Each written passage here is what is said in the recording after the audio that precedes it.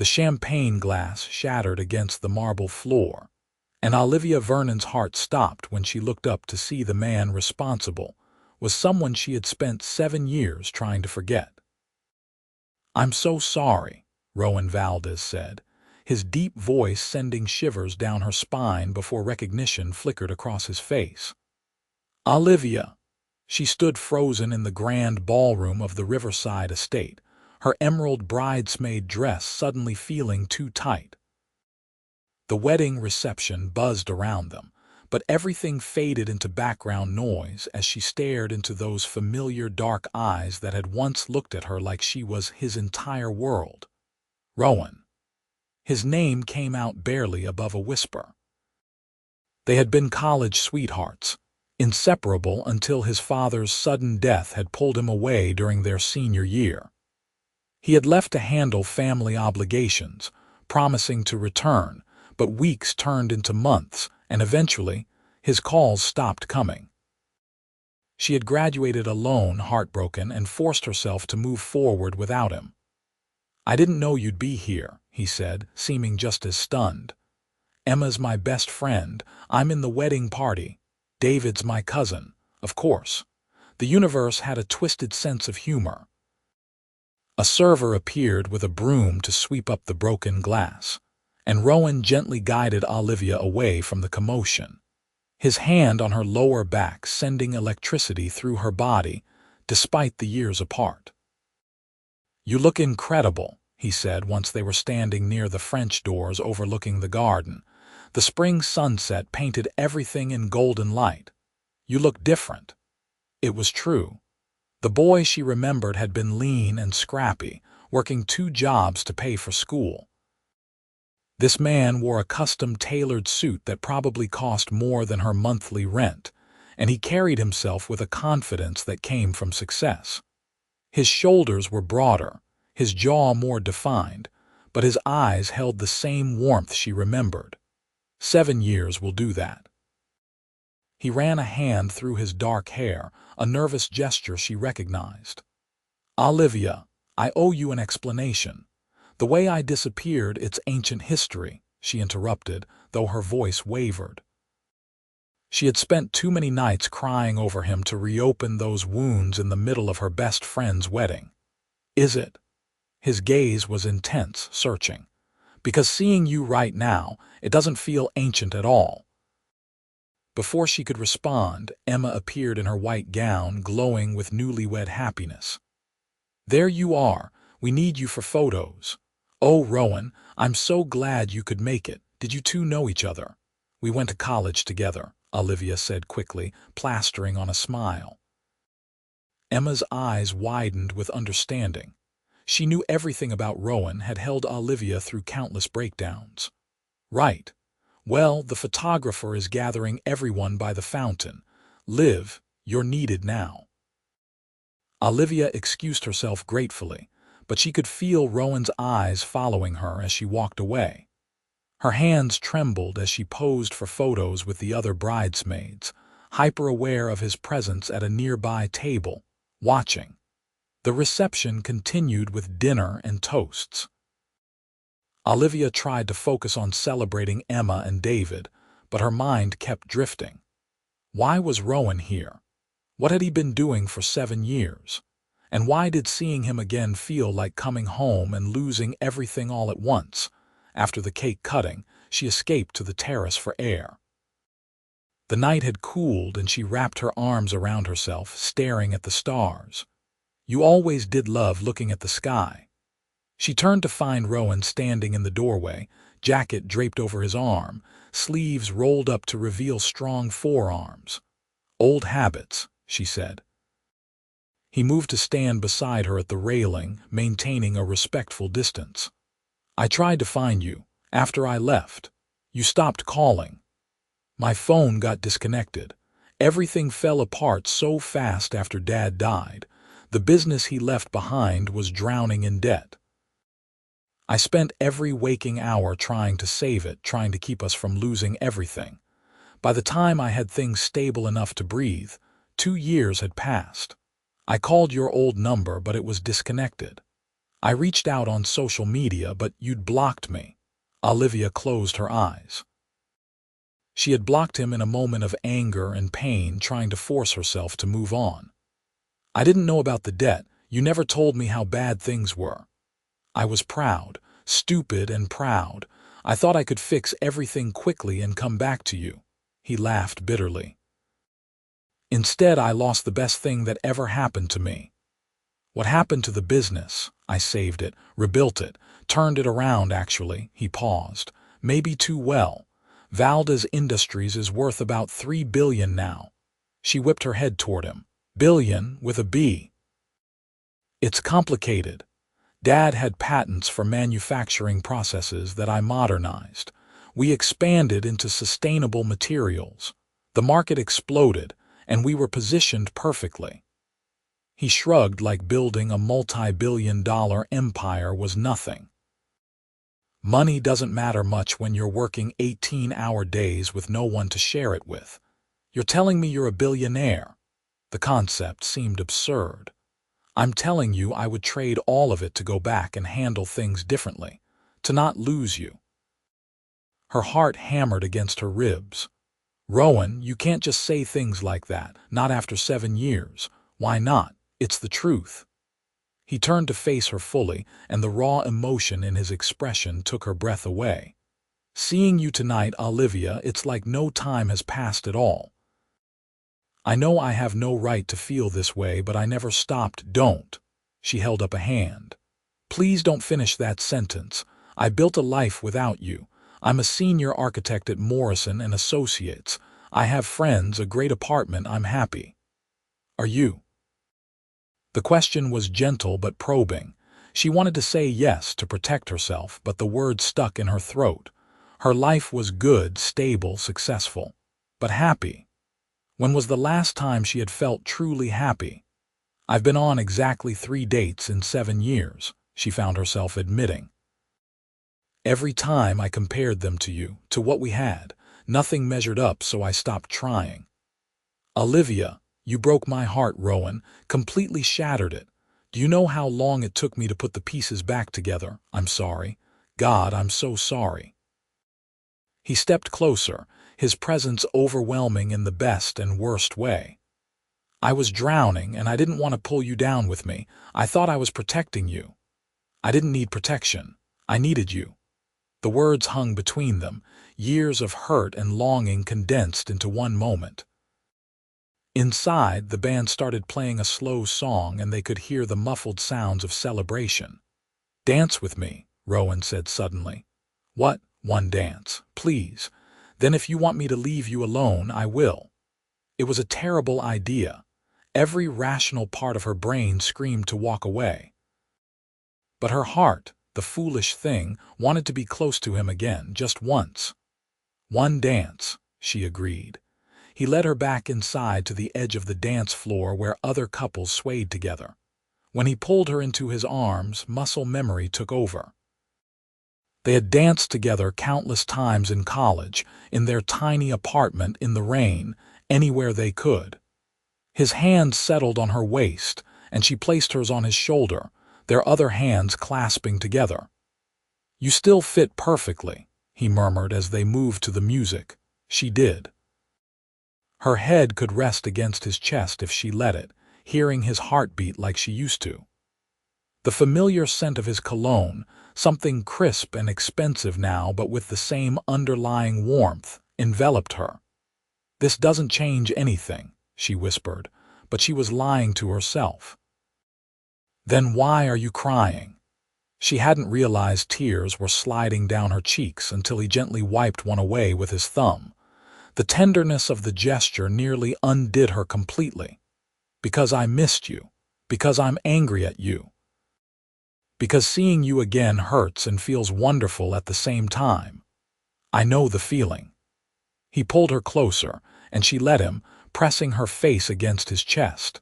They danced through the end of the song and into the next one, neither willing to let go. Finally, Emma appeared, tactfully clearing her throat. Sorry to interrupt, but we're about to toss the bouquet. Olivia reluctantly stepped out of Rowan's arms, wiping her eyes. I should go. Wait. Rowan grabbed her hand. Have breakfast with me tomorrow, please. Let me explain everything properly. She knew she should say no. Self-preservation demanded it, but looking into his hopeful eyes, she found herself nodding. Okay, breakfast. His smile could have lit up the entire room. I'm staying at the Riverside Hotel. Meet me in the restaurant at 9. I'll be there. The rest of the reception passed in a blur. Olivia caught the bouquet, which made Emma squeal with delight and earned knowing looks from the other bridesmaids. She avoided looking at Rowan, but she felt his presence constantly, an invisible thread connecting them across the room. That night, alone in her hotel room, she couldn't sleep. Her mind replayed every moment, every word. Rowan was back. Rowan was a billionaire. Rowan still had feelings for her. And terrifyingly, she realized her feelings for him had never really gone away, just buried themselves deep where she didn't have to face them. She arrived at the restaurant 10 minutes early, nervous and overthinking her choice of a simple blue sundress. When Rowan appeared, looking unfairly handsome in dark jeans and a white button-down, her stomach flipped. "You came," he said, relief evident in his voice. "I said I would." They ordered coffee and breakfast, small talk filling the space while they avoided the important conversation. Finally, after the server left with their order, Rowan leaned forward. "Tell me about your life. Everything I missed." So she did. She told him about finishing her degree, struggling to find her footing in architecture, landing her job at Morrison and Associates, working her way up. She talked about Emma's friendship getting her through the dark times, about the building she designed that won an award last year, about her small apartment with the rooftop access where she went to look at stars. He listened intently, asking questions, genuinely interested. Then it was his turn. He explained the chaos after his father's death, discovering the extent of the financial problems, fighting to keep the company afloat while paying off massive debts.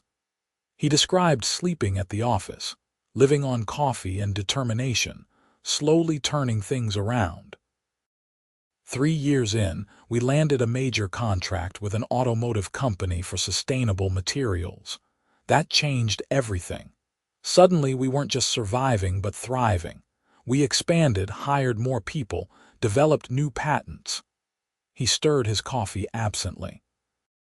I poured myself into work because it was easier than facing how empty my personal life was.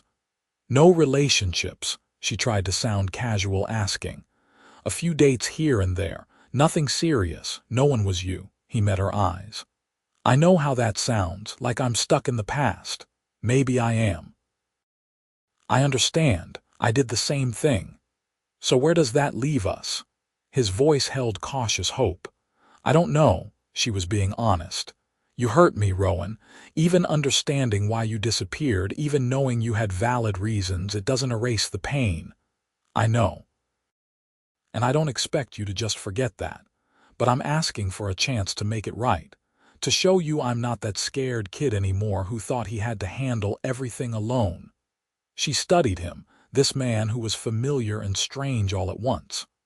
I live in Seattle. You're based where? New York currently, but I can be anywhere. The company practically runs itself now. I have excellent people in place. You'd relocate to Seattle, Olivia. I'd relocate to Antarctica if that's where you were. Despite everything, she laughed. That seems extreme. I'm serious. These past 7 years, I've built an empire, but I've been alone in it. Seeing you yesterday reminded me what actually matters. He reached across the table, palm up, an invitation.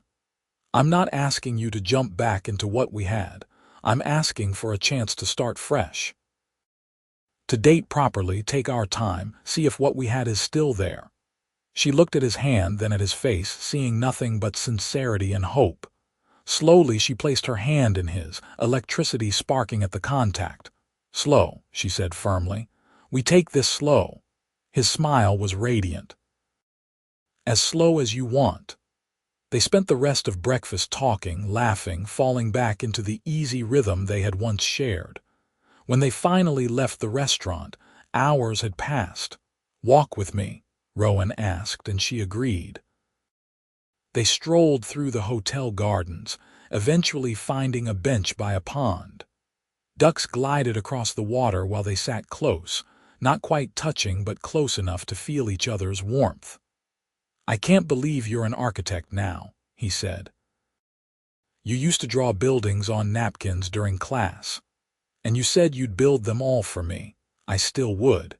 She bumped his shoulder with hers. "You can't just buy me buildings." "Why not? I have to spend the money on something. Normal people buy cars or houses." "I have 5 cars and 3 houses. I barely use any of them." He said it matter-of-factly without arrogance. "Money's just numbers in an account when there's no one to share it with. You sound lonely." "I was. Am." He turned to look at her. "Less so right now." Her chest tightened with emotion. "This is terrifying. You know that, right? The idea of opening myself up to you again after how much it hurt last time. I know. And I promise I will spend every day proving I'm worth the risk." He took her hand, intertwining their fingers. "I'm not going anywhere this time. Whatever happens with us, I'm staying in your life if you'll let me." She wanted to believe him. God, she wanted to so badly. "I need time to process all this, to figure out if I can really trust you again." "Take all the time you need, I'll wait." He squeezed her hand gently. "I've got nowhere else to be." They sat there until the sun reached its peak, talking about everything and nothing, slowly rebuilding the bridge between them. When she finally said she needed to head home to Seattle, he walked her to her car. "When can I see you again?" he asked. "I don't know, soon." "Is tomorrow too soon? I could fly to Seattle." She laughed at his eagerness. "You really would, wouldn't you, in a heartbeat? But I'll respect your timeline. Just promise you'll call me when you're ready." "I promise." He pulled her into a hug and she melted into it, remembering how safe she always felt in his arms. When they separated, he pressed a soft kiss to her forehead, a gesture so familiar and intimate it made her ache.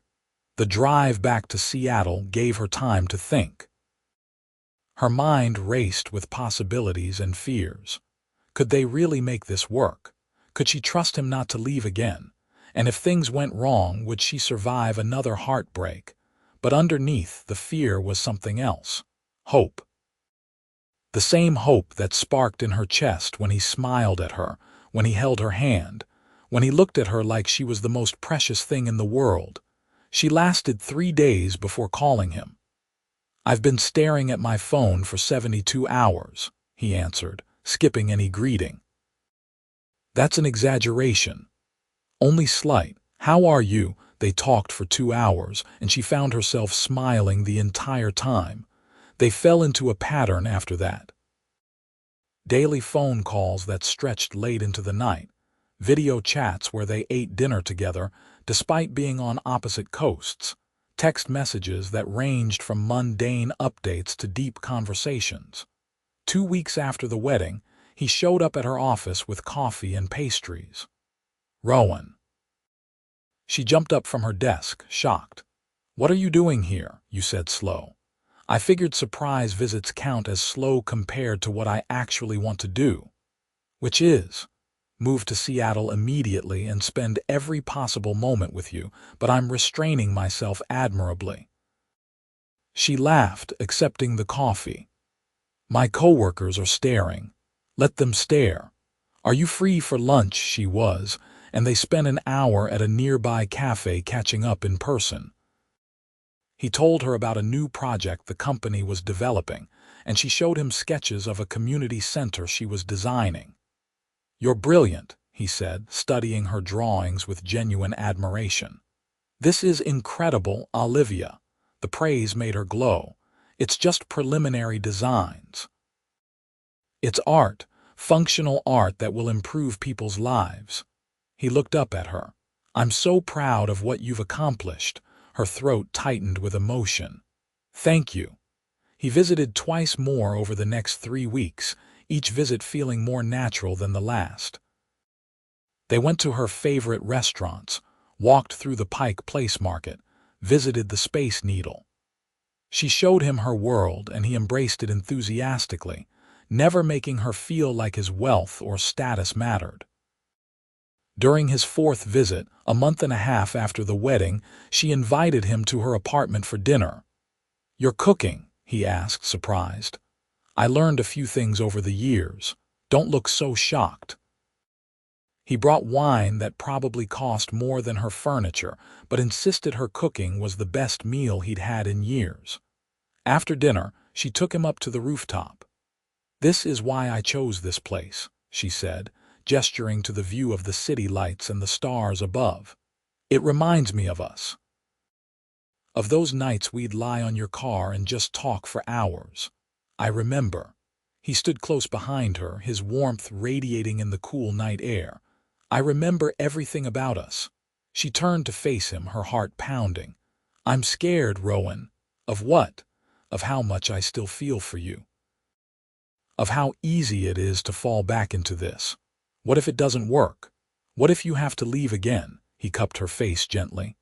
"I can't promise life won't throw challenges at us, but I can promise I will never shut you out again. Whatever comes, we face it together. And I will never, ever leave you behind." "You mean that?" "With everything I am." His thumb stroked her cheek tenderly. "I love you, Olivia. I never stopped loving you, and if you're not ready to hear that yet, I'll keep it to myself, but I needed to say it at least once." Tears pricked her eyes. The walls she'd built around her heart crumbled. "I love you too. I tried not to, but I do." He kissed her then, soft and sweet and full of promise. It felt like coming home after a long journey, like finding something precious she thought was lost forever. She wrapped her arms around his neck, deepening the kiss, 7 years of longing pouring into it. When they finally broke apart, both breathing hard, he rested his forehead against hers. "Stay slow?" he asked with a slight grin. She laughed breathlessly. "Maybe medium speed now." "I can work with medium speed." They stood on the rooftop for hours, holding each other, talking, kissing, making up for lost time. When the night grew cold, they moved inside, curling up on her couch, neither wanting to let go. "I'm moving to Seattle," he announced suddenly. "What?" "Rowan, that's a huge decision. I've been thinking about it since the wedding. I can run the company from anywhere and all the best things in my life are here. Specifically, you. Are you sure? Completely. Unless you don't want me here, I want you here," she admitted. "I want you anywhere I am." He kissed her again, and she felt the rightness of it settle into her bones. This was real. They were really doing this. Over the next few months, Rowan relocated his primary residence to Seattle. He bought a penthouse downtown but spent most nights at her smaller apartment because she was there. They navigated the adjustment period, learning each other again, discovering who they had become while apart. He was more confident now, more self-assured, but still had the same kind heart she remembered. She was stronger, more independent, but still had the same dreams and passions. They fit together differently than before, but somehow better, like pieces that had been refined to match perfectly. 6 months after reconnecting, he took her to dinner at the fanciest restaurant in the city. She wore a red dress that made his eyes darken with appreciation, and he looked devastating in a dark suit. "This place is incredible," she said, looking around at the elegant decor. "Only the best for you." He reached across the table, taking her hand. "Olivia, these past months have been the happiest of my life. Building the company, making billions, none of it meant anything compared to being with you." "That's very sweet, but where is this going?" Her heart started racing. "I lost you once because I was too proud and scared to let you in, to let you help carry the burden. I'm not making that mistake again." He stood, moving around the table, and her breath caught as he knelt beside her chair. "I want to build a life with you. A real life, with challenges and triumphs and everything in between. I want to wake up next to you every morning and fall asleep holding you every night. He pulled out a small velvet box, opening it to reveal a stunning ring that caught the light beautifully. Olivia Vernon, will you marry me? Tears streamed down her face as she nodded frantically. Yes, yes, absolutely yes. He slipped the ring on her finger and she pulled him up for a kiss, not caring that the entire restaurant was watching and applauding. Nothing mattered except this moment, this man, this love that had survived years and obstacles to bring them back together. They were married 6 months later in a ceremony that was both intimate and elegant. Emma served as maid of honor, crying happy tears throughout the entire event. David, now Rowan's cousin and friend, stood as best man. The ceremony took place in a garden pavilion that Olivia had helped design, a perfect blend of their talents and dreams. As they exchanged vows, Rowan promised to never shut her out, to always communicate, to love her through every challenge. She promised to trust him, to build a future together, to love him with everything she had. "I can't believe we almost didn't happen," she whispered during their first dance as husband and wife. "We were always going to happen. Maybe we needed those years apart to become the people who could really make this work." He spun her gently. "Everything led us back to each other. I'm glad Emma invited you to that wedding. Best decision David ever made, convincing Emma to include extended family."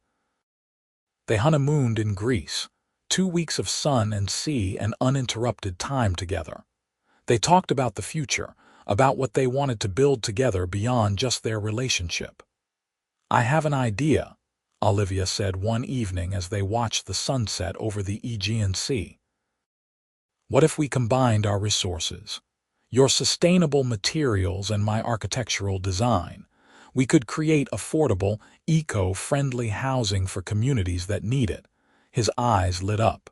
"That's brilliant. We could make a real difference." Valdez Housing Initiative. "Vernon Valdez Housing Initiative," he corrected, kissing her. "We're partners in everything now." They returned from their honeymoon energized and ready to start this new venture. Over the next year, they threw themselves into the project, combining his business acumen and resources with her design expertise and passion.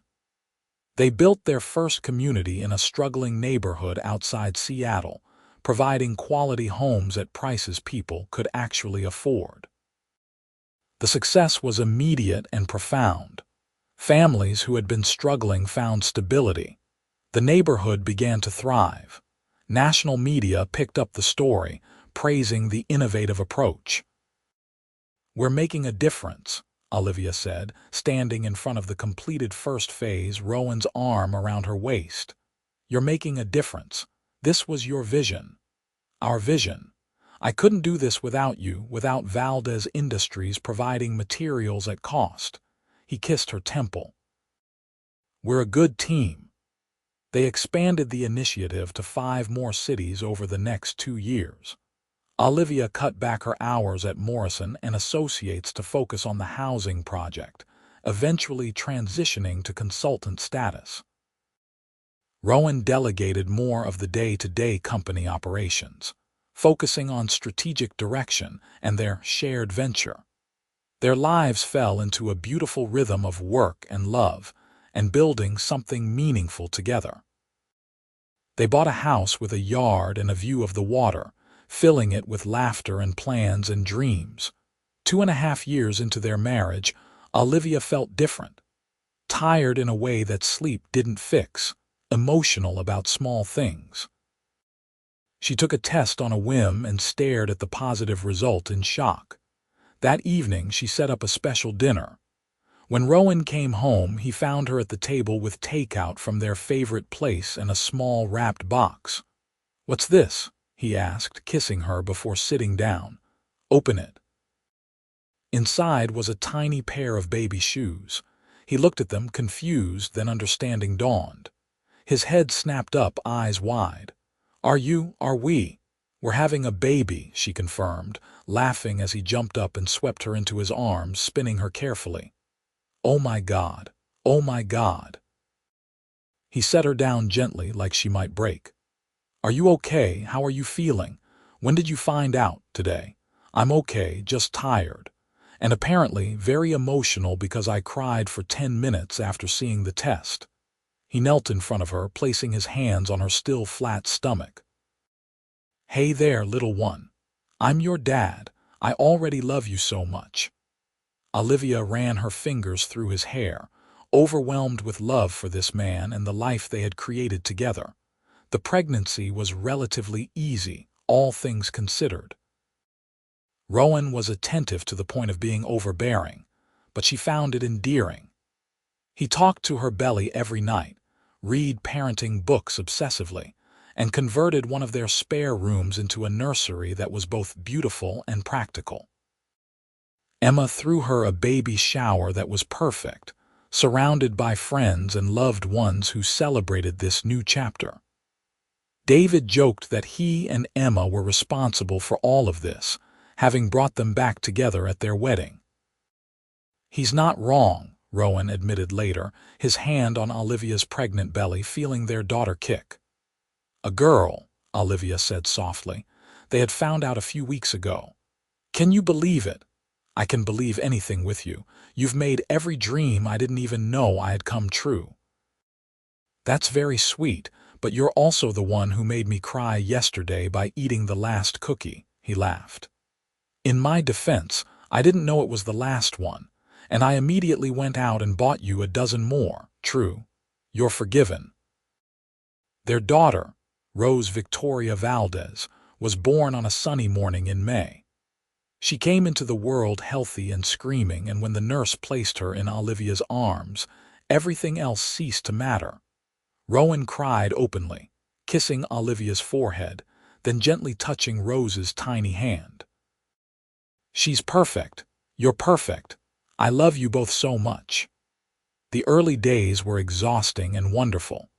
They took turns with nighttime feedings, supported each other through the steep learning curve of new parenthood, and marveled at every small development.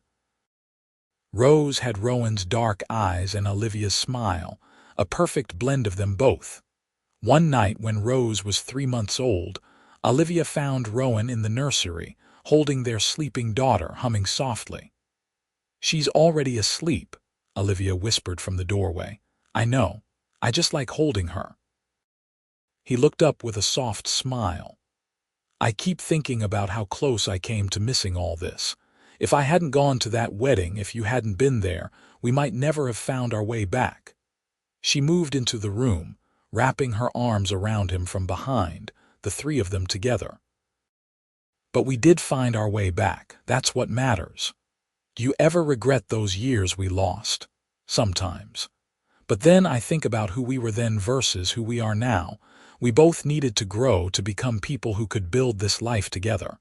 The timing wasn't right before. It is now. He turned his head to kiss her. Have I told you today that you're the most amazing woman I've ever known? Only twice. You're slacking. Let me remedy that. He carefully placed Rose in her crib, then pulled Olivia close. You are brilliant, beautiful, strong, and the best thing that ever happened to me. You've given me a family, a purpose beyond making money, and a reason to be better every single day. Now you're just trying to make me cry. Is it working? Maybe a little. She wiped at her eyes. I love you so much, Rowan. Thank you for not giving up on us, even when I had. I could never give up on you. You're my always. They stood in the nursery, holding each other, watching their daughter sleep, feeling the weight and wonder of all they had built together. Years passed in a blur of happiness. Rose grew into a curious, bright child who loved drawing buildings like her mother and had her father's head for numbers. The Vernon Valdez Housing Initiative expanded to 20 cities, helping thousands of families. Rowan's company continued to thrive with his ethical leadership, and Olivia's designs won international recognition. But more than any professional success, They built a life rich in love and meaning. Weekend mornings making pancakes together, bedtime stories, family vacations where they explored the world through Rose's wonder-filled eyes. Date nights where they reminded each other they were not just parents but partners, lovers, best friends. On their 5th wedding anniversary, they returned to the Riverside estate where it all began again, leaving Rose with Emma and David for the weekend. "This place looks the same," Olivia said, walking into the grand ballroom where they had reconnected. "But we're different. Better." Rowan pulled her into his arms, swaying to imaginary music. "Want to know a secret? Always. I almost didn't come to that wedding. I was busy with a deal in Tokyo. David had to guilt-trip me into it. Really, really. I nearly missed the best thing that ever happened to me because of work." Again, he shook his head. "But fate had other plans, or Emma. She later admitted she saw your name on the guest list and made sure I knew you might be there. She was hoping we'd reconnect, remind me to send her a very expensive thank you gift. She just wants us to give Rose a playmate." Her words, not mine. Rowan's eyes sparkled. "Is that something we're considering, maybe, someday? Rose should be a bit older first," she smiled. "But I wouldn't be opposed to the idea. Good, because I want everything with you. More kids growing old together, building our dreams side by side." "We're already doing that. I know. And I'm grateful for every single day." They danced together in the empty ballroom just as they had 5 years ago, but this time there was no uncertainty, no pain from the past. Only love, deep and abiding, tested and proven strong. 2 years later they welcomed a son, Marcus Rowan Valdez, who had Olivia's lighter eyes and his father's determined chin.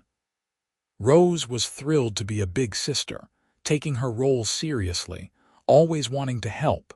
Life was full and chaotic and utterly perfect. Rowan scaled back his business commitments even more, wanting to be present for every moment. Olivia balanced her work with motherhood, finding joy in both.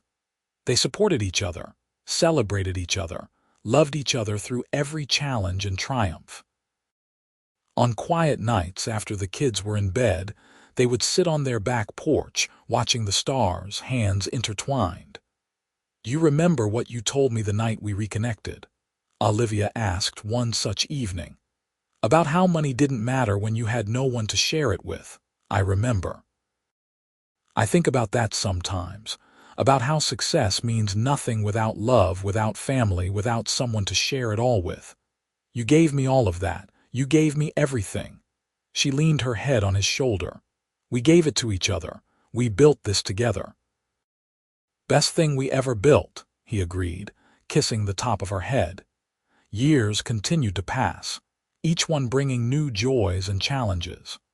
They watched their children grow, celebrated anniversaries and birthdays, dealt with work stress and family obligations. Through it all, their love remained the foundation, solid and unshakable. The Vernon Valdez Housing Initiative became a nationally recognized program, helping tens of thousands of families. They set up a foundation to continue the work beyond themselves, ensuring their vision would outlast them. Rose showed an interest in architecture, often shadowing Olivia at work sites. Marcus had his father's business mind, already making investment suggestions at age 10 that were surprisingly sound. They were proud of their children but more focused on raising good humans than successful ones. On their 10th wedding anniversary, Rowan planned a surprise. He blindfolded Olivia and drove her to an unknown location. "Where are we going?" she asked, laughing. "Patience." When he finally removed the blindfold, she gasped. They were standing in front of a beautiful building, modern and elegant, with her design aesthetic written all over it. "What is this?" "The Olivia Vernon Community Center. I had it built based on your designs from college. Remember those napkin drawings I said I'd build someday?" Tears filled her eyes as she looked at the structure. "You built this. We built this. It's for the community, with spaces for classes, childcare, job training, everything you always talked about wanting to create." He handed her the keys. "Happy anniversary." She threw her arms around him, crying and laughing simultaneously. "I can't believe you did this. I'd do anything for you. I thought you knew that by now. I love you so much. I love you more." "Not possible," she countered, their old argument from college days. "Absolutely possible." He kissed her deeply, holding her close. "Thank you for taking a chance on me again, for loving me when I didn't deserve it, for building this beautiful life with me. Thank you for coming to that wedding, for being brave enough to approach me even when I tried to run, for proving that real love is worth fighting for." They stood together in front of the community center, two people who had lost each other and found their way back, who had taken their second chance and built something extraordinary. Their love story hadn't been easy or simple, but it was real and lasting and absolutely worth every moment. As the sun set behind them, painting the sky in brilliant colors, they walked hand in hand toward their future, knowing that whatever came next, they would face it together, just as they had promised all those years ago at a wedding where fate brought them back together and gave them the greatest gift of all, each other.